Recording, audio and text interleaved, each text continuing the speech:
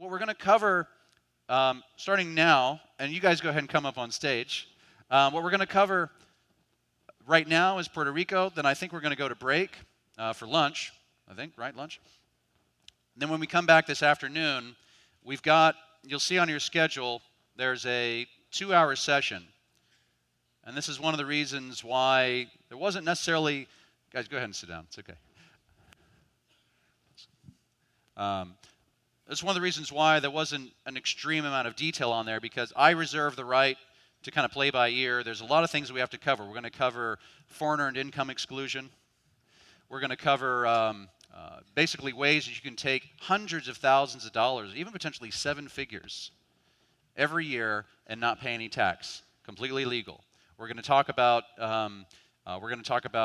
SEP IRAs, defined benefit plans.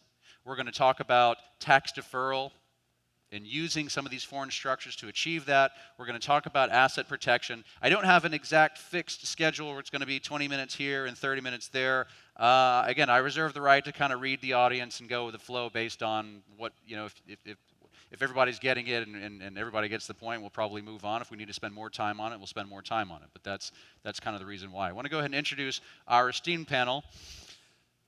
I don't even know where to start with you, man. This is Sam Wilanick.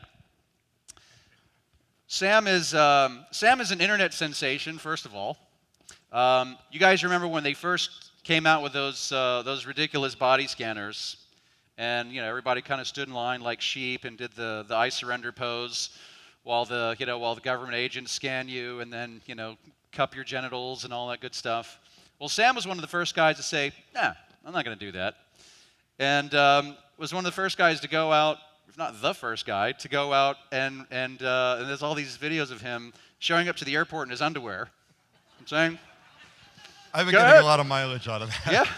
Yeah. Showing up to the airport in his underwear because he thought it was bullshit, which it is. It is. It's ridiculous. It's a charade. It's a charade. It's so refreshing to be in other countries where they just don't care. They know it's an absurd charade. Sam knew it was, and he said, "No, I'm not going to play that game." And so he used the system against itself. He learned all the rules and all the laws and all the TSA regulations and turned it right around and said, "Well, your regulation says you can't do this, you got to do this, this, this." And he showed up in his underwear. What are you going to do? You can't do anything. He got arrested a number of times, put himself on the line. It's really gratifying to hear you all applaud, because the first time I got arrested for doing this, people were applauding because I was being taken away in handcuffs. I'm not kidding you. The TSA, get that maniac out of here. Yeah, the TSA, light bulb went on in their heads, and they were like, "Put your clothes back on, then we're going to pat you down." And I said, I'm not getting dressed just so you can feel me up. And they said, "Well, you're under arrest." And I said, "Well, can I put my pants back on now?" No. So they paraded me through two or three airport terminals in my boxers. And they're still doing that to this day. But there are ways around the state, and this conference is an amalgamation of those ideas. And what you're going to hear about now about the Puerto Rico options is another way to help achieve more personal freedom. So, in addition to being a friend, Sam was also one of our previous instructors at the entrepreneurship camp. So Sam's come out there and taught some young entrepreneurs about what he's done about entrepreneurship and freedom. And most recently, he's moved to Puerto Rico. And Sam is a do-it-yourself guy. Sam even built his own house. That's what kind of do-it-yourself sort of guy he is. Well, it's really just that I'm a cheapskate. Seriously, I built my house because during the housing boom in San Diego, where I'm from, contractors are like, "We can build that, it's $300 a foot." And I'm like, the whole point of real estate is there's nothing in that space. So what cost me $300? And I ended up buying a bunch of books and just doing it myself, and that's a whole other thing. And Sam also established the residency in Puerto Rico under the Individual Investor Act, the tax incentive we're going to talk about. He did that himself. It took you 2 weeks, he said. Yeah, not even that. It was a 4-page application, and the biggest hurdle that I thought that I had was they asked, "Have you ever been arrested, regardless of the outcome, regardless of the intent?" So But you have video evidence on YouTube at least of your righteousness. So. Right. So I actually did write all this out because I never did anything illegal. I just did things that they don't like. So I had to write out this whole thing. That's really what took the most amount of time, was to say I was arrested on this date for this. I used to be a gun rights activist too. So. But you still got approved. And I still got approved. So, you know, it's like, who was it? Groucho Marx. He wouldn't want to be a member of a club. Of a club that they'd give me membership in. Yeah. You all should be a shoe-in. If they'll let me in. Over here we have Fernando Goico, who is an absolutely fabulous attorney and has the very unique skill, based in San Juan, has very unique skill of not only knowing all the Puerto Rican tax code inside out, but can also speak very intelligently on U.S. tax matters as well. And this is something that you never find in offshore legal advisors. You know, if you go down to any of these sort of usual suspect jurisdictions, they know everything about their own jurisdiction, but it's extremely unusual that they know really anything at all about your home country, particularly if it's the U.S., because, oh, that's the IRS, I don't know anything about it. And he could talk to you all day long. We were just having a little powwow earlier. These guys were so cute. They were finishing each other's sentences. Oh, that's section 367. And it was like, I have to leave. And of course, the man who needs absolutely no introduction, my very good friend, my personal attorney, the attorney to probably many people in this room, so pleased he could be here, obviously, Rob Walmer, and who's probably the most popular guy here, which is why we left him incognito with no name badge this time around. Last time in Chile, Rob had people following to the urinal, asking tax advice and so forth, standing in the bathroom, which is probably not the most appropriate place to have a conversation of that nature. So I want to start with, I'm going to stand next to my attorney here and walk through thank you. We're going to walk through how it works in Puerto Rico, okay? The big picture idea is that, first of all, this applies, Puerto Rico is a great option. A lot of people think, oh, it's just for Americans. No, it's not. It's totally not. I don't care where you're from. If you're from Bangladesh, you should consider this. I'm going to start just by kind of talking about the benefit for Americans, and then we'll get into the overall benefit for everybody. But the idea essentially is that you can qualify to be a Puerto Rican tax resident. Now, if you're an American, if you're a tax resident of any other country in the world, they don't really care, and they're still going to tax you. And there are ways through the foreign earned income exclusion and so forth we'll talk about to reduce the amount that you have to pay, to eliminate a lot of your taxes, or at least reduce your taxes. Puerto Rico is very unique.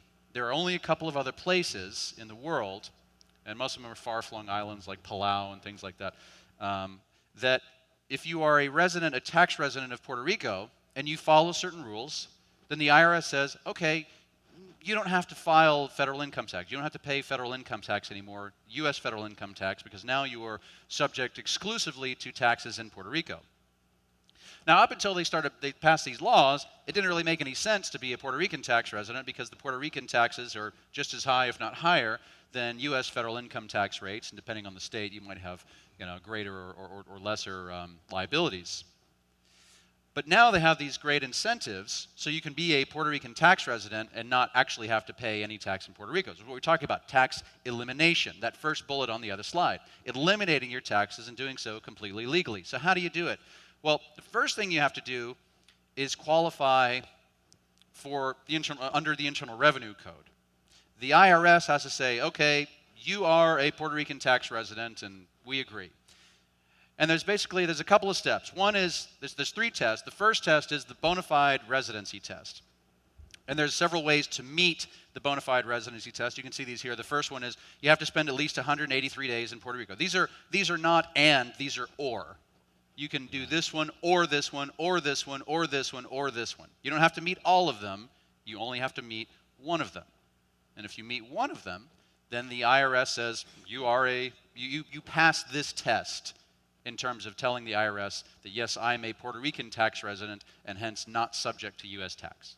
So the first is spending at least 183 days in Puerto Rico, or if you spend at least 549 days, that's 183 times 3, 549 days in a 3-year period, with at least 60 days per year in Puerto Rico. So that means if you can only spend 60 days this year, then you really need to spend a lot of time next year in order to make it. You have to spend or less than 90 days each year in the U.S., or your earned income in the U.S. was less than $3,000. This would be income that you earn, not investment income. Earned income is not investment income. We're talking about labor, a job that you have, something like that, even contract work. If it's less than $3,000 and you were in Puerto Rico more than in the U.S., and the last one is having, and this was kind of qualitative, no significant connection to the United States. They look at the totality of circumstances in these things. Weird stuff, like where are you registered to vote, if anybody still thinks that voting matters? Where is your driver's license? Do you have a home in the U.S. that's not rented? Do you have a vacant home? Where's your family? Where's your stuff?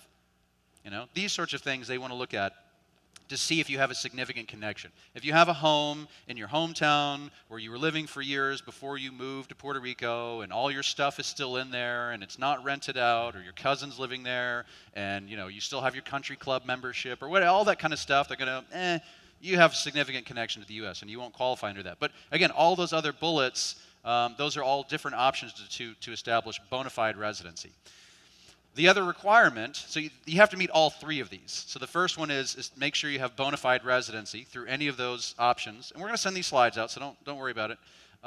Second is you have to make sure you don't have a tax home outside of Puerto Rico. This is also a little bit qualitative.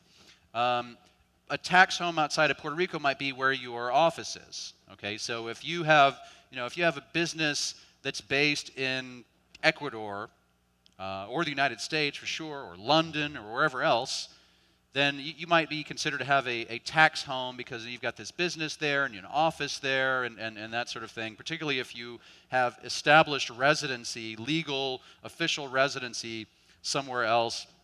They might consider that you have a tax home in that location as well. So that might work against you in the case of Puerto Rico. So you want to make sure you don't have a tax home outside of Puerto Rico. Be a legitimate resident of Puerto Rico.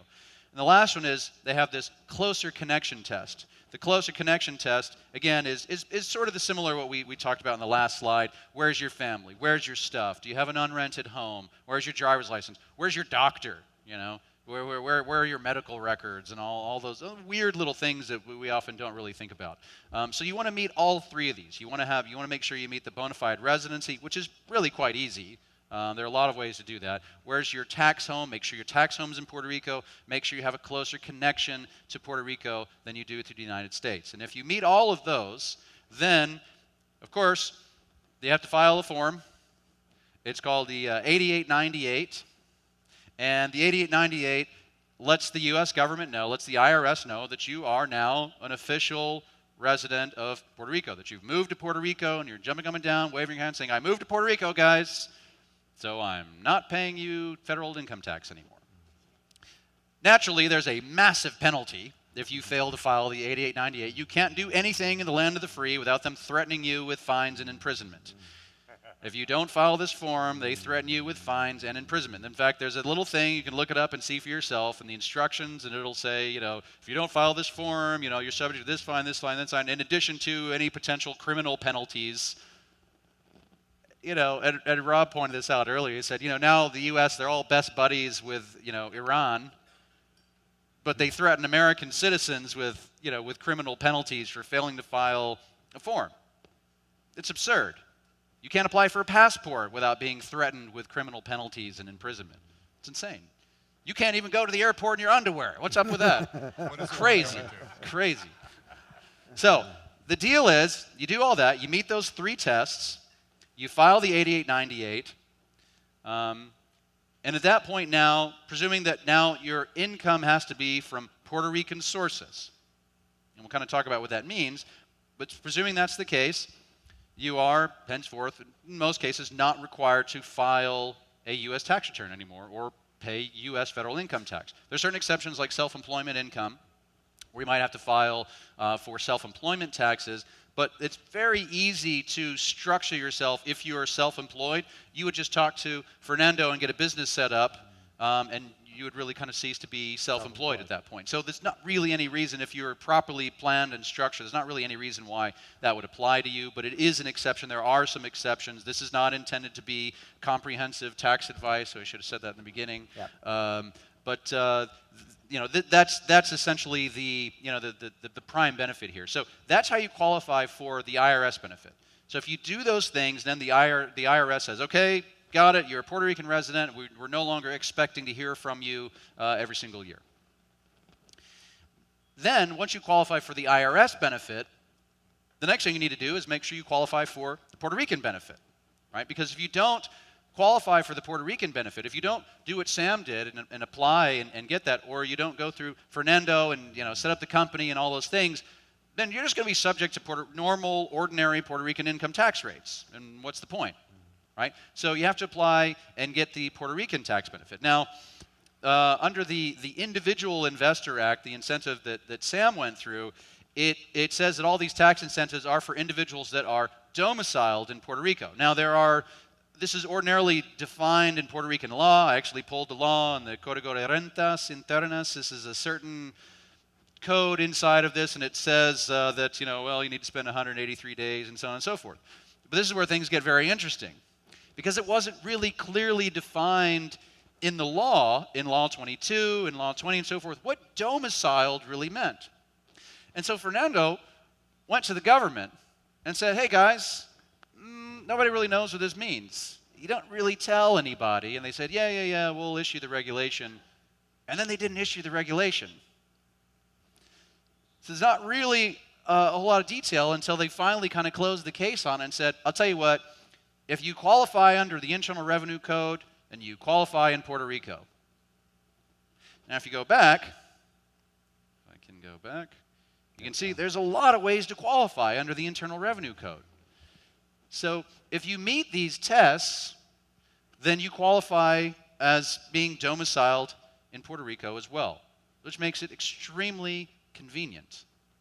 Yeah, and I mean, that way you have the highest degree of certainty that you can meet the requirements, because Puerto Rico law provided that there was a presumption that if you were in Puerto Rico 183 days, you were presumed to be a resident, but that then the Secretary of the Treasury would promulgate regulations exactly stating which were the requirements for residency, but those regulations were never promulgated. So, I mean, Puerto Rico wanted people to uproot themselves from their communities to come to Puerto Rico with this big question mark as to which were the requirements.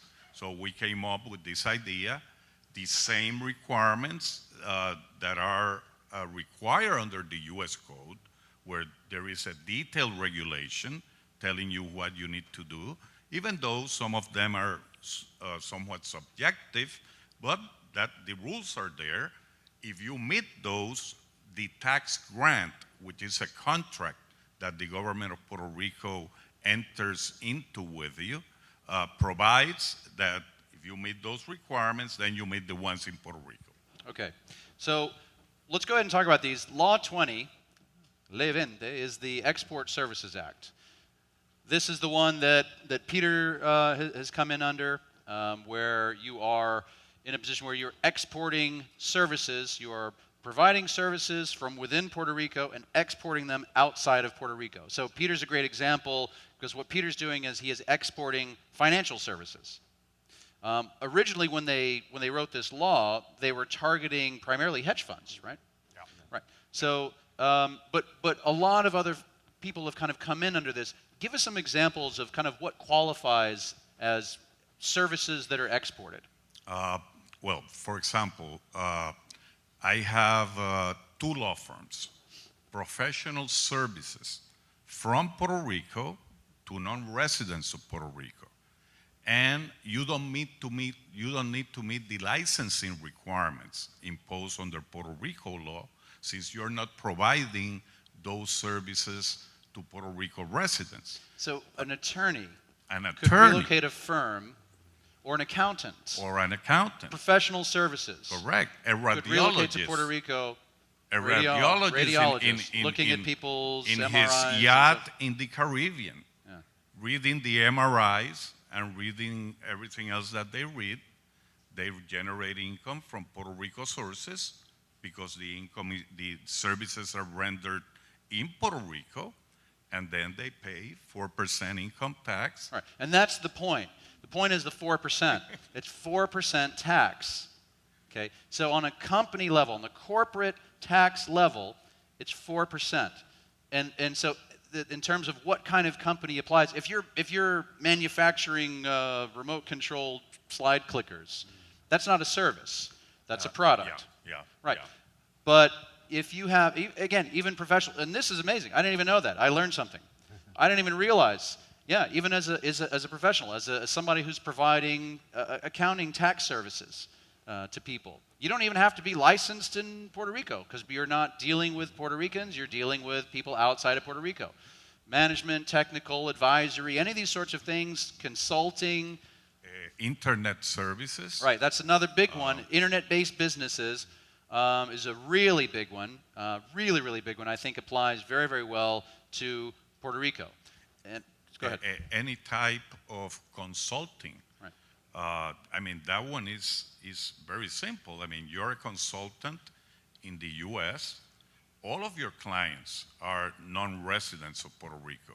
So suddenly you transfer your operation to Puerto Rico.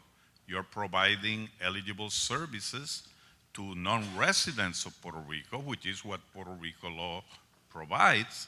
And if it is the type of service that you can render exclusively or almost exclusively from Puerto Rico, then you pay 4% and you don't pay U.S. federal income tax. Right. So your company is paying 4% tax to the Puerto Rican government, and it is not subject to U.S. federal income tax. So the only tax that's paid is the 4% corporate tax.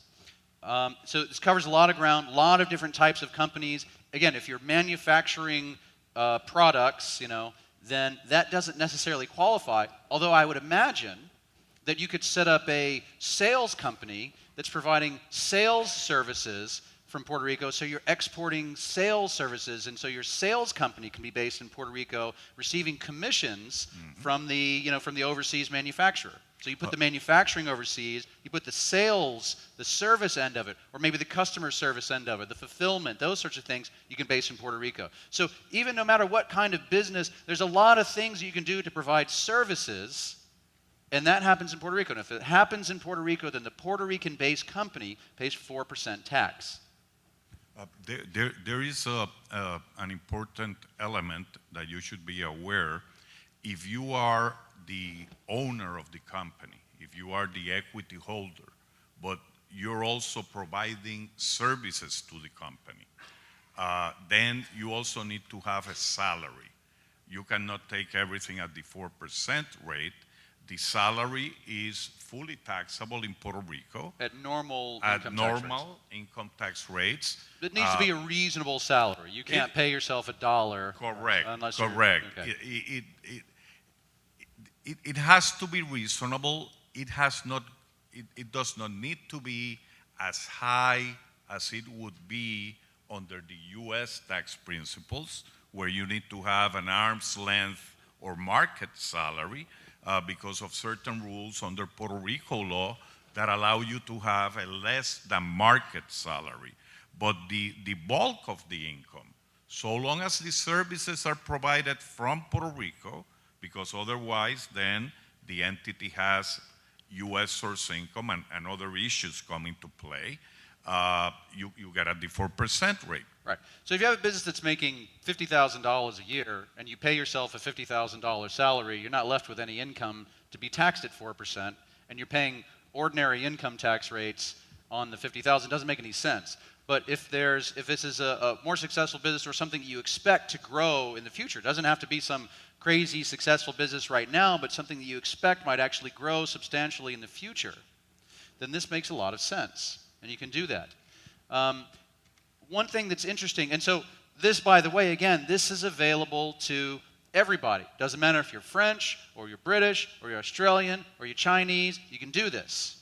You can do this. And this allows you to essentially pick up and move and set your business up overseas and pay 4%. The interesting thing is, so go ahead. No, just another idea that we have done for several clients. If you're not willing to move, but the type of service that will be conducted in Puerto Rico can be conducted by other persons. Let's say your second in command moves to Puerto Rico. Then you have two options. You can accumulate earnings in the Puerto Rico company, and then when the cow gets very fat, you move, and then you get your dividend distribution. Well, we'll talk about that in a minute. Yeah. We'll talk about that in a minute. Okay. So, but that's a big point, is that one. you don't have to live in Puerto Rico. Your company lives in Puerto Rico. Your company is based in Puerto Rico. Your company is exporting services. You can be in Topeka, Kansas, or Vancouver, British Columbia, or Manchester, or wherever else in the world, and your company lives in Puerto Rico paying 4% tax. You can even provide some level of service to your business while you're not living in Puerto Rico. The company ought to pay some, market-based either salary or contract or something like that. But it is possible. You don't have to live in Puerto Rico. You can stay right where you are and set up your business in Puerto Rico. Your business then exports services overseas.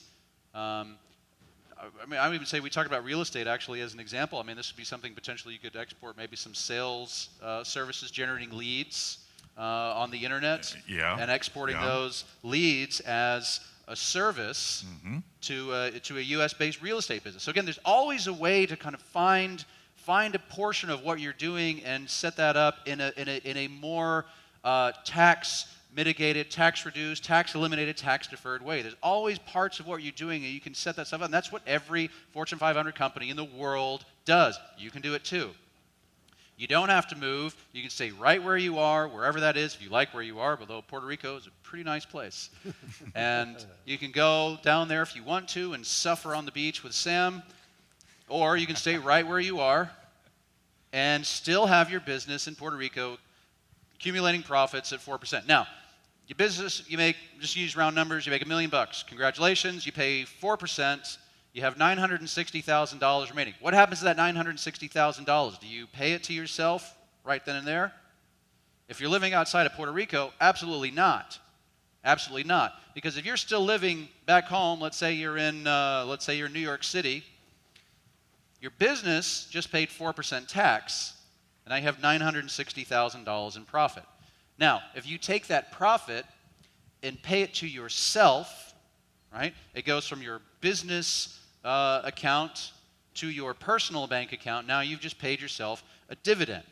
That dividend then becomes taxable, particularly if you're still living in the United States or wherever you happen to live, then that dividend will become taxable in the U.S. or wherever you live. Interestingly, dividends from the Puerto Rico corporations constitute qualified dividends. What that means is that you don't pay ordinary income tax rates. You pay a maximum of 20%. If you're subject... What's the Obamacare surcharge? If you're subject to the Medicare tax of 3.8, then it's 23.8. But 4% in Puerto Rico plus 23.8 on the remaining 96 of the income, there is a differential of around 11% between the 39.6 that you would pay otherwise in the U.S. So Right. there is still So there's still some benefit. benefit. There's still some benefit. But obviously it makes sense to, instead of paying that income, that dividend to yourself, keep the money in the company. Reinvest it, do certain things with it, but don't pay it to yourself. Now I want to pause and I want to come over and talk to Sam for a minute, because the other part of this on here is Law 22. This is the Individual Investor Act. The Individual Investor Act is what allows individuals, and again, I think they were probably targeting hedge fund guys, and they got Sam Willant. They got the guy who goes naked through the airports instead. Who would have thought that would happen? And so the idea is that you can generate now investment income and essentially be able to do that tax-free in Puerto Rico. So we're talking about capital gains. I mean, if you're a stock trader, if you're a day trader, I mean, you do a lot of this, don't you? Yeah. You can trade the entire world, all the stock markets in the world, through ETFs, for example. And if you invest $100 and it turns into $1 million because you're that brilliant, that or Janet Yellen's printing that much money. Well, yes. And actually, that's an important point that I like to cover. But first of all, that's yours. It's tax exempt. It's tax free. It's yours. You keep it. Not taxable in Puerto Rico. Not taxable in the United States. Right. Additionally, if that's how you make your living, you already know that you're not subject to any Social Security taxes because that's only on ordinary income, on wage income. Not on investment income. Not on investment income. And I recently, and I'm not, this is the attorney. I'm not the attorney. But from what I understand, a federal judge made a ruling that Obamacare does not apply to the territories. So you can dodge any you Obamacare north, taxes. south from the attorneys, so yeah. Yeah? Okay. So. And this reminds me of something that Mr. Rickards was saying yesterday when he was talking about gold possibly being revalued to 7,000 an ounce to 17,000 an ounce. That may very well happen. And if you're in the United States and they decide to, through the Internal Revenue Code, to implement a windfall profits tax, you're screwed. Because all of your foresight and all of your genius in seeing what was going to happen and investing in gold has now been stolen from you by Congress. So, but if you're in Puerto Rico, capital gains tax is 0. You get to keep all that. Another part of the investment income. So capital gains, again, if you're a stock trader, Forex, day trading, options, whatever it is you're doing, that becomes tax-free. Dividends is another interesting one because dividends also is considered investment income. Now, for dividends, it's a little bit different. What we're talking about is dividends from Puerto Rican companies is tax-free. But if you're living in Puerto Rico and you have a company set up in St. Lucia or the Marshall Islands or Hong Kong, and that's paying you dividend income, that would not be tax-free. That would not be tax-free. Right. And just on the capital gains, just one caution: if you have assets or securities which are previously appreciated, and now you move to Puerto Rico, the question is, you bought Apple, back in 1990, and now you think you're going to sell it. That does not work. That appreciation which occurred prior to the time you became Puerto Rican tax resident doesn't get the free treatment. So it's really on new gains that occur from the date you become Puerto Rican resident. If your initial basis was $100, the day you move to Puerto Rico, it's worth $150, and then at some point later, it's $300. You get the $150 to $300 tax-free, but you still owe tax on the $100 to $150. The part that the gain that was built in before you moved to Puerto Rico, that's still taxable. But everything from the time you move to Puerto Rico and after that becomes tax-free. Or if you get to Puerto Rico and you start day trading or investing, and that becomes the way that you generate your income, all that then becomes tax-free. Yep. And significantly, if the shares of stock that you previously owned are not actively traded, if you're talking about private equity, then it's not the actual appreciation in value. The IRS, given that valuations can be very subjective, they came up with this rule that you look at the holding period of the security, and then you look at the percentage of the holding period during which you have been a resident of Puerto Rico. That same percentage is the percentage of the gain that enjoys the tax benefit.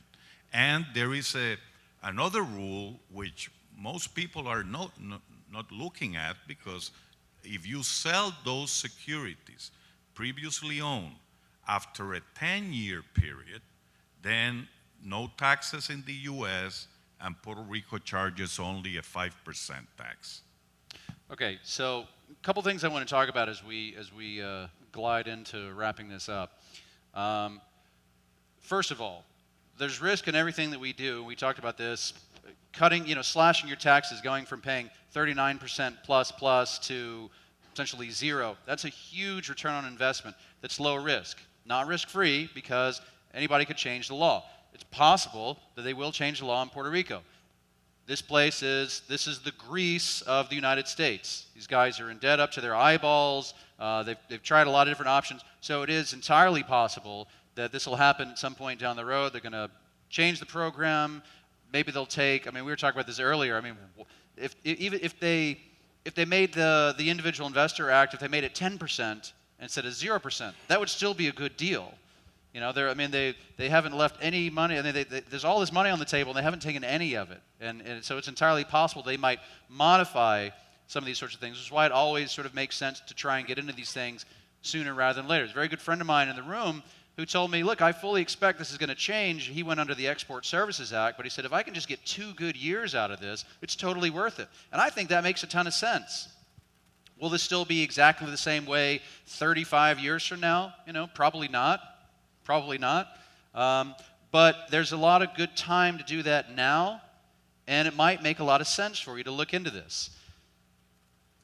We talked about this earlier. You can set up this company. Your company lives in Puerto Rico. You live in wherever you happen to be. You're in Topeka, Kansas. Your company is in Puerto Rico. Just use round numbers again. You make $1 million. The company makes $1 million. Pays 4% tax. $40,000 goes to the government of Puerto Rico. $960,000 is your after-tax profit. That stays, and you keep that in the company. Remember, you don't pay it to yourself, because then you're living in Topeka, the money goes to you, and then Barack's going to take that. So you keep it here. You keep it in Puerto Rico. The next year, you make another $1 million. Again, just using round numbers. Add as many zeros as you like. Another $1 million, another $1 million. All this money keeps adding up. More money, more money, more money. And then at a certain point, you go, you know, honey, I think it's time we went to the beach. Then you move from Topeka. You move to Puerto Rico. You suffer on the beach with Sam, and now you have this Puerto Rican company that has all this money in it. You now qualify, you are an individual investor, you are now tax exempt from investment income, which includes dividend income from Puerto Rican companies. Now what do? Now you pay the dividend to yourself. All that money that you've been accumulating for so many years, you take it all off the table and you put it in your pocket. You put it in your pocket. And how much tax do you have to pay on all that money? Zero. Zero. And then you can move right back to Topeka the next year if you want to. This is technically permissible according to the law. All you have to do is go and suffer on the beach for 6 months, and you get to take all that money tax-free. And there's nothing the U.S. government can do about it. You can go back and take all that money, and all you paid was a little bit, 4%, 4%, 4% corporate tax, and then when you pay it to yourself, the individual tax owed is zero. And you go right back where you came from. Or you might find that you like being on the beach. You like being on the beach. Or you then sell that company at a huge gain, and that's tax-free. Right. So there's a lot of options there. We got a couple minutes. How do you like living in Puerto Rico?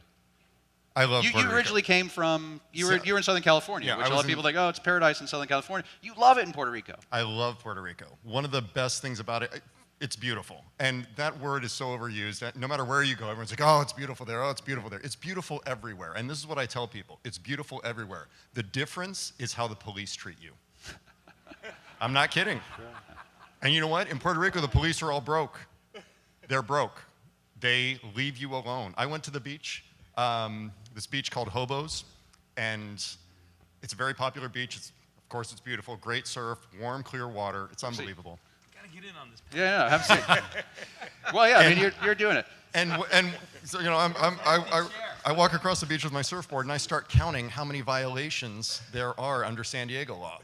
Dogs loose on the beach, people parking on the beach, amplified music, a barbecue with an open flame, whatever, drinking a beer on the beach in a glass bottle. This would make the nightly news in San Diego. They would call out the SWAT team. I'm not kidding. And especially if they knew I was there. And in Puerto Rico, nobody cares. And everyone cleans up their mess. And when they go home, and in the meantime, they have a great time. And it's so much more laid back.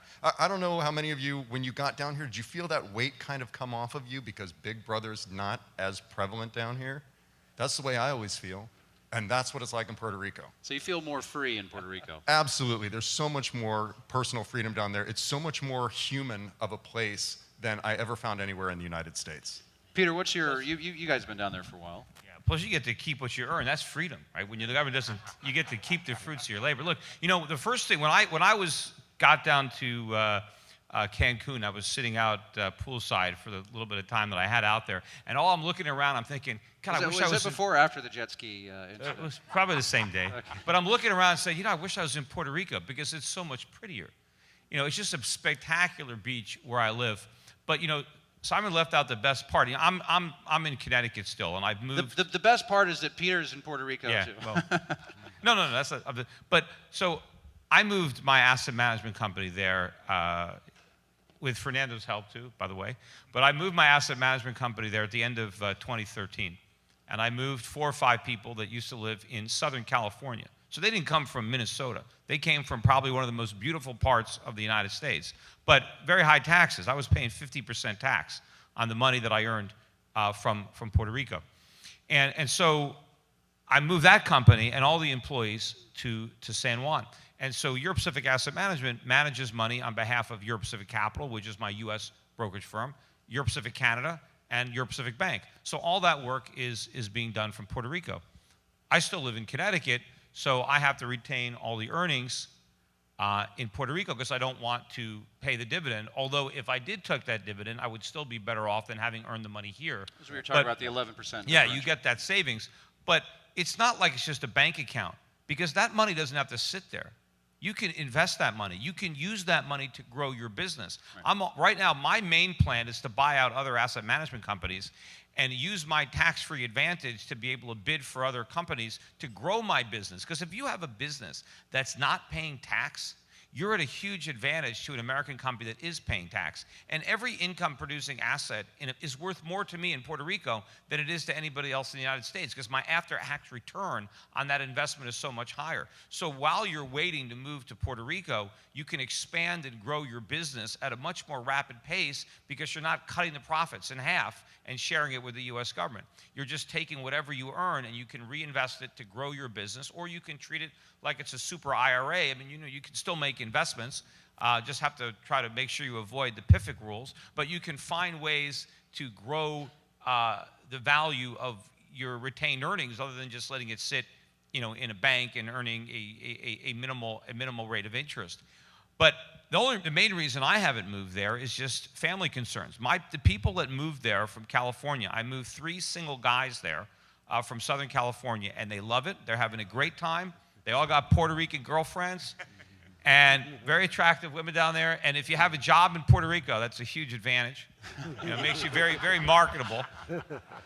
And you know, they've got accents, so that makes them more attractive. But one of my manager who moved down there. That'll be his next book. A manager moved down there with his wife and kids, and they just had a second baby. They did go stateside. They just had that baby within the last week, but they're moving back to Puerto Rico or moving with the baby.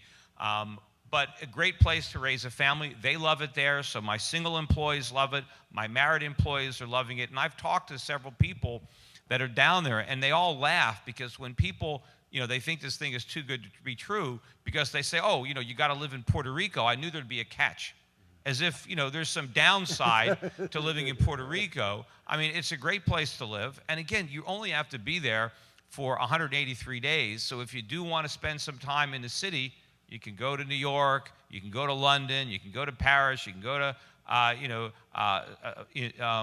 Buenos Aires, and you have a lot more money to travel. You don't have to take a vacation to a beach because you live there. So you can vacation to cities, and you can go to theater, and you go to restaurants. You've got a place there, and ultimately, when you guys move down, I mean, Lauren was talking about this the other day. I mean, you guys probably eventually get down there, and when you do, you'll be able to take all that money off the table tax-free if you choose. Yes, the money is there, and the key is, you know, to have my U.S. businesses operate as cost centers and try to have as much profit as you can outside the United States, where it's treated more favorably. But the other great thing about it is now that I have this Puerto Rican company, I'm not as scared personally of what Hillary Clinton is going to do because at least I'm immune to some of it. Because they could jack income tax rates up to 60, 70, 80%. They might do that. They could also impose a windfall profits tax. Who knows what they're going to do to the Americans still living in the 50 states? But the Puerto Ricans are immune to that. Doesn't matter how high they jack up the tax or what kind of special. What if they come up with a wealth tax? They're talking about, taking rid of the cap on Social Security. There's all these things that they can do, but to the extent that you have income in Puerto Rico, they can't touch it. One last question for Fernando. If you have a Puerto Rican business, are you required to hold the money in Puerto Rico, or if I have a Puerto Rican company, can I can I establish an account with Ryan or Mario and move the money, hold the money overseas? No, I mean, there are no restrictions in Puerto Rico as to, So I can hold the money in St. Lucia or Correct, in correct. Austria. In that regard, Puerto Rico is like any other state of the U.S. Okay, in so I can terms pay of 4%, currency but you don't have to hold the restrictions. money there, which I would recommend. I've looked into the Puerto Rican banks. I'm not extraordinarily pleased with the liquidity and the capital levels, so your money isn't necessarily trapped there. You can hold the money in a safer jurisdiction, in a safer bank, and use each jurisdiction for the thing that's best about it. Base the business in Puerto Rico, pay 4% tax, keep the money somewhere else where the banks are safer, and live where you want to live. If you want to live in Southern California or Topeka or Vancouver or wherever else, you can do that, and then come back at some point, take all the money off the table, put it in your pocket, and send Barack a thank you card if you want to. One more point, too, about Puerto Rico, because everybody focuses on, the economic problems in Puerto Rico. And there's a lot of economic problems there. I mean, big government. But, what Puerto Rico has, this advantage, I think there's a tremendous opportunity for an economic turnaround in Puerto Rico. Because if you can imagine a small, little island where entrepreneurs from all over the United States are going to relocate to get out from under these heavy taxes, and what they can do, definitely growth possibilities to there. transform the island and the culture of the island. Once they get through the rough patches that were created by big government. Remember, everybody wants to talk about all the debt that Puerto Ricans have, and they have a lot of debt, but they actually have less debt per capita than anybody living in the United States, because living in Puerto Rico, they're only responsible for Puerto Rico's debt. They're not responsible for any of the national debt. But when they always compare Puerto Rico to a state, they compare it, there's more debt than California per capita or more debt than Connecticut, but they only look at the state debt.